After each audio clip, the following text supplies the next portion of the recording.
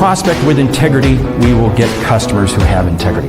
Integrity is the foundation from which everything is built on. You better understand value. But at the end of the day, sales is a relationship business. It is a people business. It is an emotional business.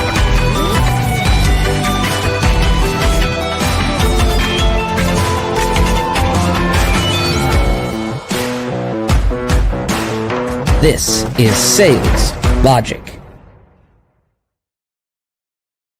This is Sales Logic, my favorite time of the week. It is 8 a.m. Eastern, Saturday morning. Time for another episode of Sales Logic. Wow, Mark, a lot happening in the sales arena this week. The economy seems to be good 1 minute, challenging 1 minute, so much happening, right? There's a lot happening out there, but you know what? It still means sales have to get done. In fact, that's the topic of today's show, how to ask for the sale. We've got a great lightning round. Top 10 ways to set the right sales cadence. And we got a question and we got a book. So, hey, let's dive in. How do you ask for the sale? Closing the sale. That's hard to do, right? A lot of people struggle with it. Yeah, it's so funny. There's a great quoting. I think it was Henry Ford, a great saying that Henry Ford and Harvey Firestone were the best of friends. And one day in a press conference, Henry Ford was asked why Firestone tires were not on Ford automobiles. And the answer Henry Ford gave was because Harvey Firestone never asked. Wow. Stop and think about that. This is the whole thing. So many people are just afraid to ask for the sale. And it comes back to this whole thing. If you believe in the outcome you can help people with, remember, it's not what you sell. It's not your product or service. It's what you sell.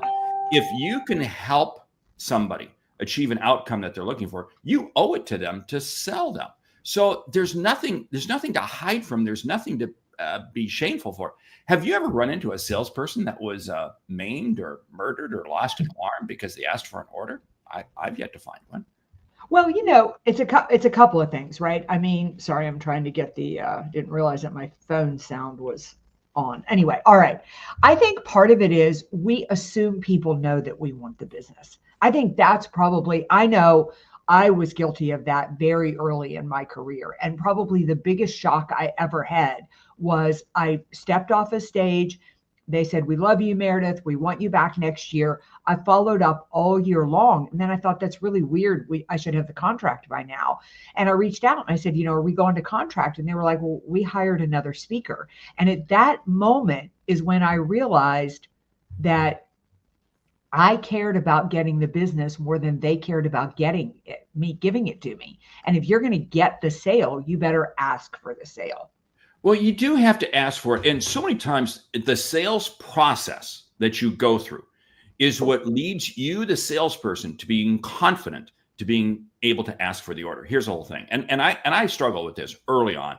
You almost felt guilty, like you were asking for the order. You felt like you were asking them to do something that they wouldn't be comfortable with. But if you've gone through the selling process and have uncovered the needs that the customer has, the challenges that they're faced with, and your ability to help them, see, what you're doing is you're increasing the customer's confidence in buying from you, and you're increasing your confidence in asking for the order. The sales process elevates both sides to get us to the close.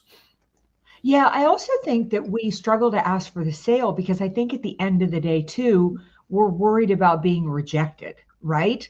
I mean, I wonder what level rejection plays into it. I got to shout out Jack Hubbard here because I luckily got to see him for a brief couple of minutes yesterday, but it was so nice to see you in person, Jack. Next time dinner. Yeah, you know what? There's a couple things here. Fear of rejection. Little kids are not afraid of rejection. Little kids, somewhere along the line between being a little kid and being an adult, we run from this fear of rejection. And I can't stress this enough. It doesn't matter. Who cares if they say no? It's okay. Here's the whole thing.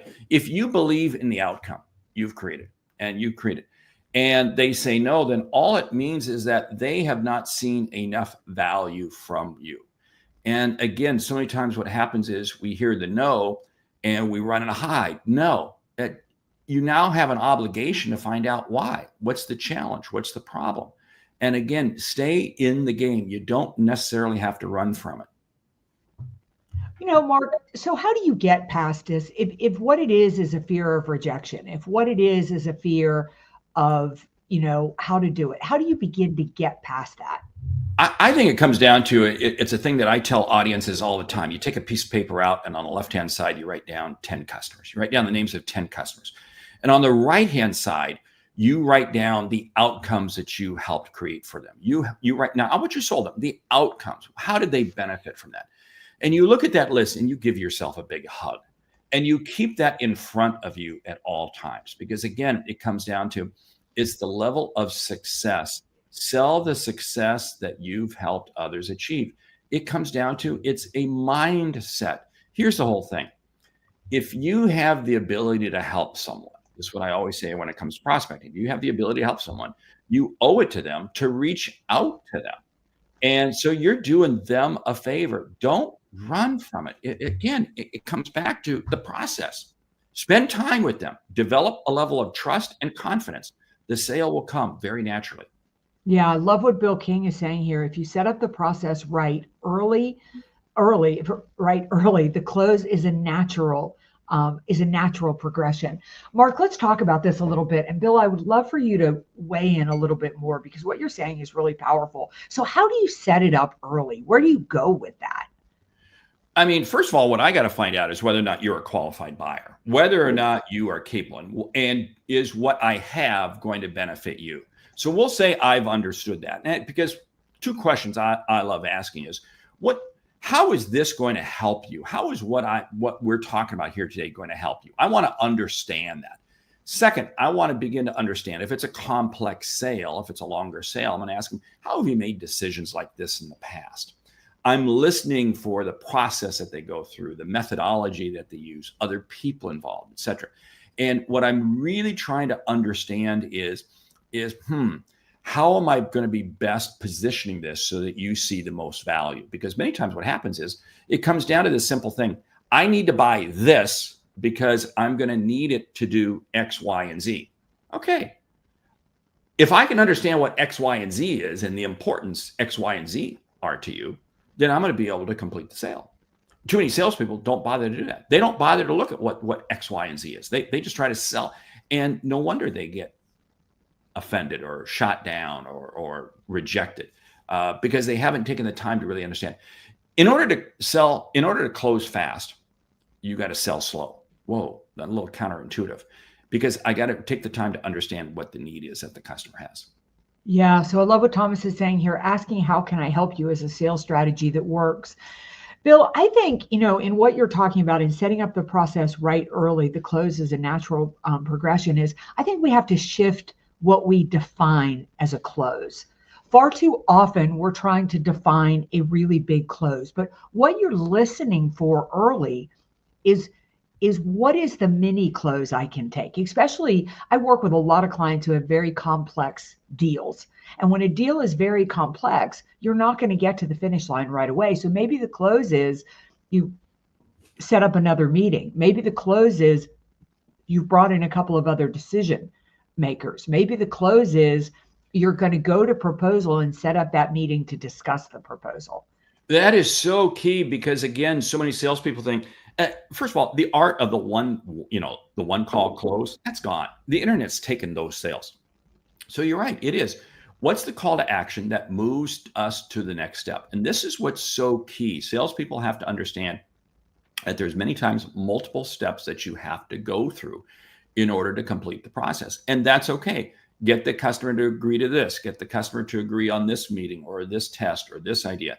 In other words, you absolutely have to. I love John Wong's comment. If you've identified all the needs, I encourage my team to ask, when we prove our theory to address the list of needs, then we can assume a PO. See, this is the whole thing. It's really, have I earned proof of concept? Have I earned, in other words, with the customer, is there a proof of concept that they've earned that they now view, yes, your solution works. I need to buy it. Yeah, Bill, you and I were on exactly the same page. We're talking the same language when it's set up early. Because what Bill is saying here, he said, when I present, I outline the timeline of the entire process of getting their loan closed if they go with us.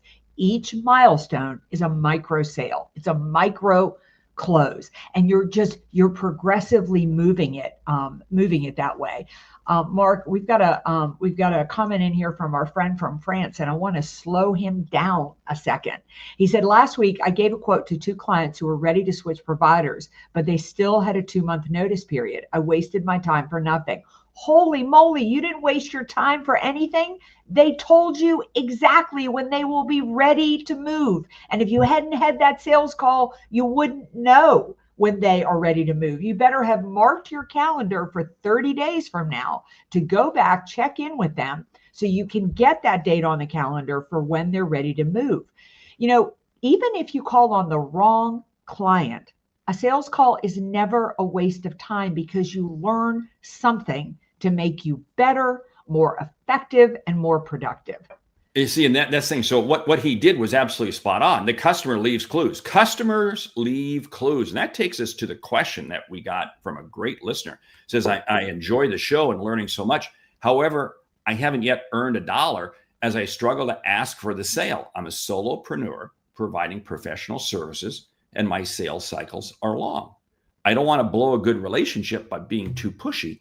Any tips would be very welcome. And see, that's the yin to that yang that we were just talking about. See, you do have to keep moving the customer forward and getting those small yeses along the way. And I put that question into the brain. And one of the things that came back to is understanding the client needs. This is what we've been talking about. You got to really understand what are the needs. I've got to create, or I've got to allow the customer to uncover a level of pain that they have. Pain of either financial or time. These are the 2 big things, financial or time.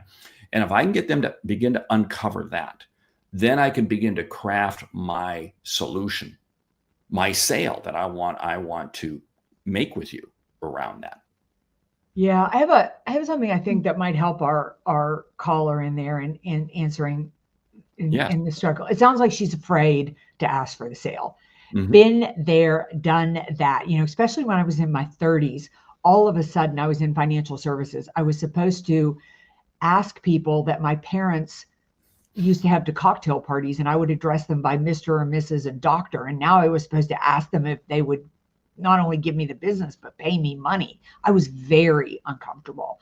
And so I had a coach suggest to me that I look to some of my strongest relationships and just ask them, like, be honest and say, I'm struggling a little bit to ask for the sale. I've come up with a couple of ideas, or what would you suggest? What would make you comfortable? And have that conversation with them and learn from them how to ask for the sale. Because I have a feeling if you got comfortable with a couple of ways to do it that felt good for you, you would do that. The other thing is start to think of it like how much you're helping that client by asking for the sale. They've told you what their pain points are, and you should be getting excited that you've got some ideas. Like you sell, I don't know what professional services you sell, but let's assume I'm working with a concierge business right now. She's afraid to ask for the business. Well, you know, gosh, if you could take time, if you could give me time back in my schedule, because you'll plan my party, you'll pick up my dry cleaning, you'll find me somebody to work on my yard. I need that help. I'm excited about that. See, and that's coming back to the need that you have. And this is the whole thing, that the sale can't proceed until we understand the need the customer has. Scott chimes in with a great question. Process is long, 4 to 6 months.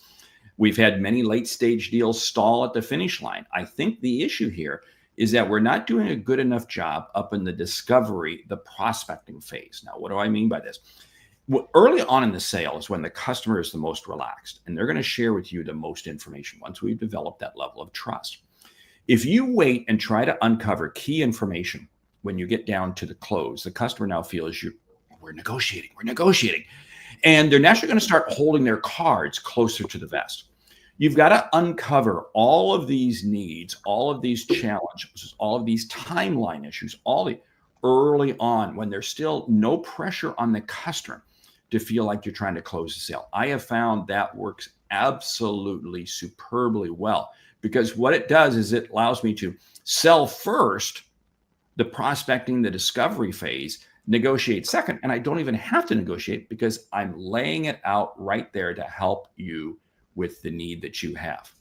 Yeah, such a great point here from Bill Snow. Understanding their needs and drilling into their pain points before you start talking about how you can help them. I mean, Bill's exactly right. If Mark tells me all the issues and challenges that he's got, the close becomes easy because I'm able to say, Mark, I heard you tell me that your biggest challenge is finding talent in the organization. Your biggest challenge is you can get a lot in pipeline, but you can't get it across the deal. I can help you with that. Here's how I've done it with other clients.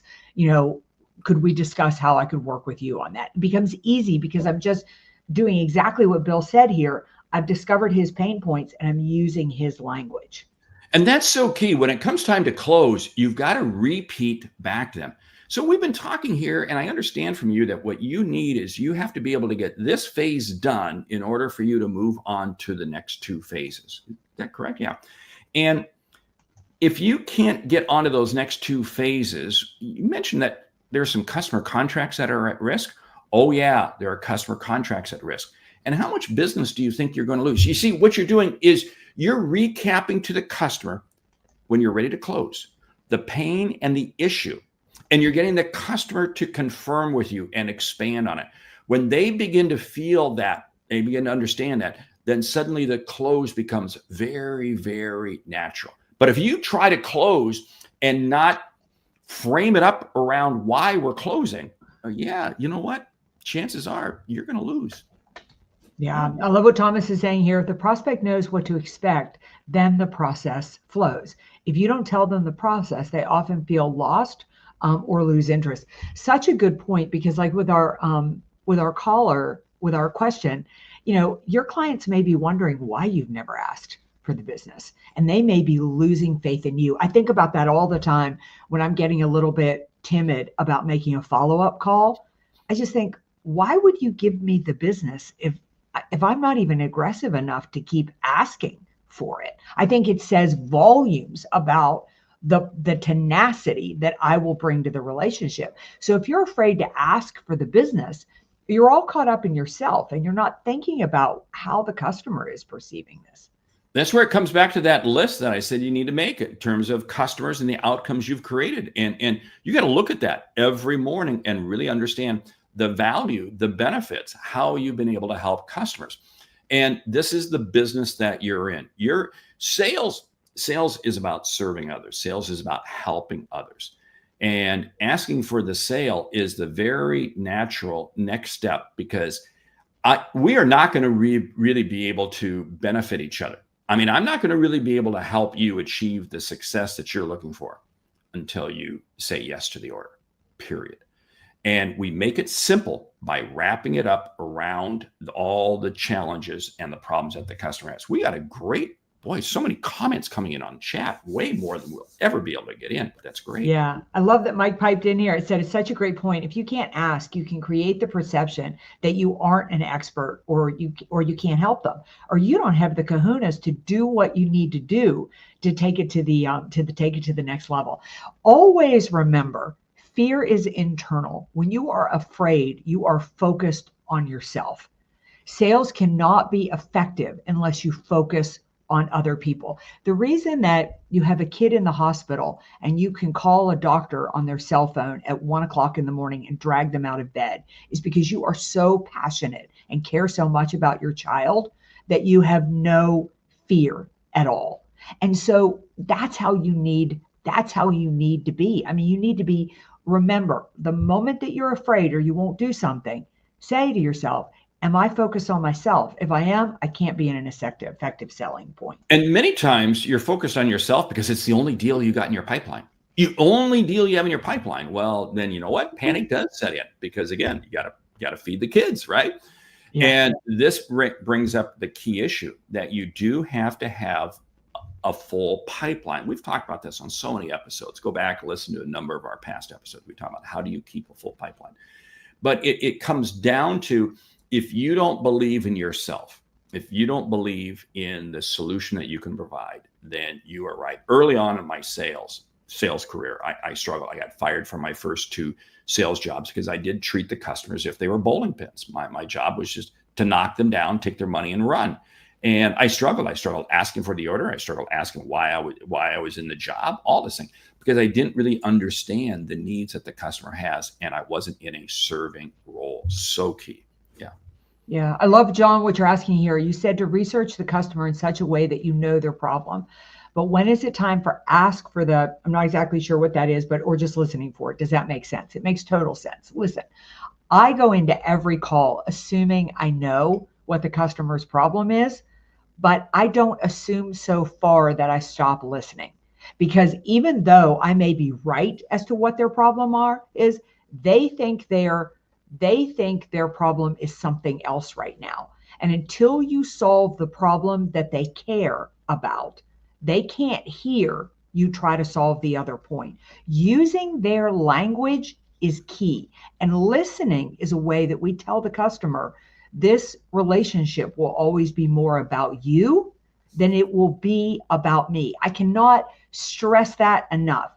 20 people are coming in trying to sell the product. And if you just shut up and listen, you not only find out great information, but you signal that says, look, I'm trying to figure out what you most need so I can be most valuable for you. And that feels really, really, really different, because even though you may have the right problem to solve, their pain point in that moment is something different. And you need to solve the current pain point to move to the bigger problem.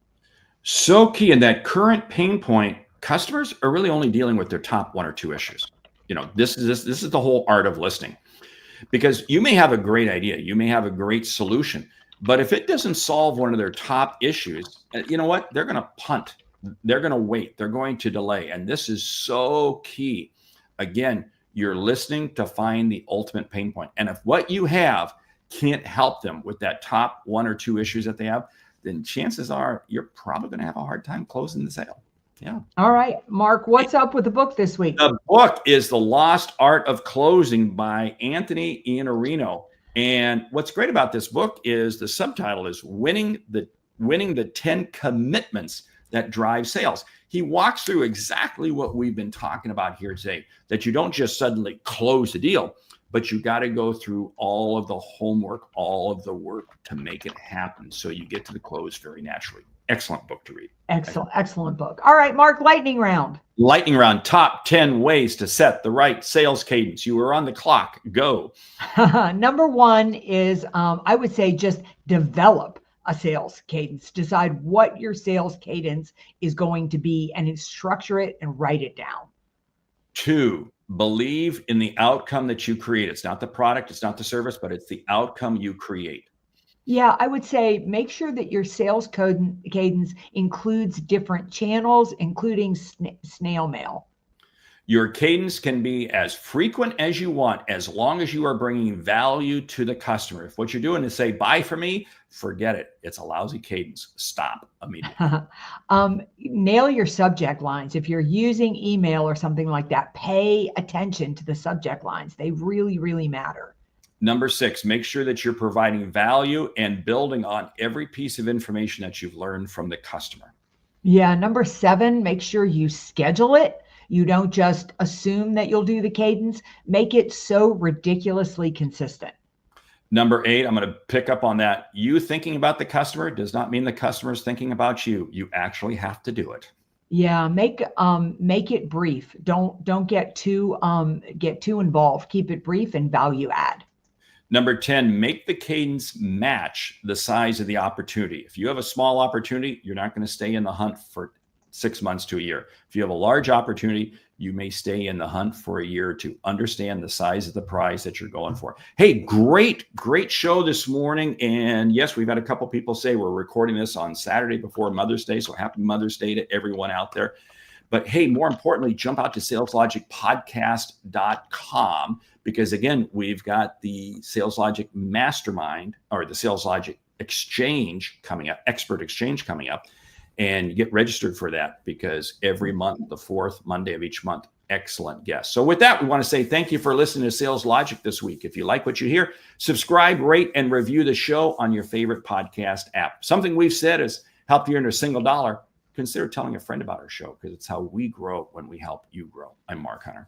And I'm Meridith Elliott Powell. Remember, when you sell with confidence and integrity, all of this uncertainty suddenly becomes your competitive advantage. And the sale becomes logical. Hey, listen, this podcast is growing like crazy because of the amazing audience that we've got. If you know a friend, have somebody that you work with that you think could benefit from this podcast, share the link. And remember, send your questions here. We'll feature you right here on Sales Logic. All right, we'll see you right back here next week for another episode of Sales Logic. Until then, go close a deal.